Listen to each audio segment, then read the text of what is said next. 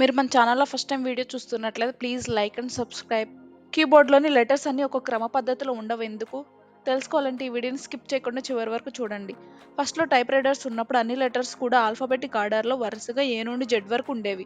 వీటిలో ఎక్కువగా వాడే లెటర్స్ అన్నీ పక్కపక్కన ఉండడం వల్ల పాత మెకానికల్ టైప్ రైటర్స్ ఫాస్ట్‌గా టైప్ చేసినప్పుడు ఒక కీ మరొక కీకి తరచుగా తగలడం వల్ల కీస్ అనేవి స్ట్రక్ అయిపోయేవి. కాబట్టి ఇలా ఎక్కువగా వాడే లెటర్స్ అన్ని దూరంగా ఉంచుతూ 1870లో క్రిస్టోఫర్ షోలర్స్ అనే అతను క్వెర్టీ అనే కీబోర్డ్‌ని తయారు చేశారు.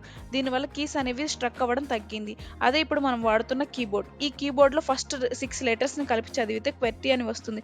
కాబట్టి దీనిని క్వెర్టీ కీబోర్డ్ అంటారు. అంతేకాకుండా ఈ కీబోర్డ్‌లో మనం ఎక్కువగా వాడే లెటర్స్ ఏ, ఈ, ఐ, యు వంటి వాటిని టైప్ చేయడానికి ఈజీగా ఉండేటట్లు అమర్చి, మనం తక్కువగా వాడే C, Q, W, X, Z వంటి వాటిని దూరంగా ఉంచుతూ ఫాస్ట్‌గా టైప్ చేయడానికి ఉండే విధంగా దీనిని తయారు చేశారు.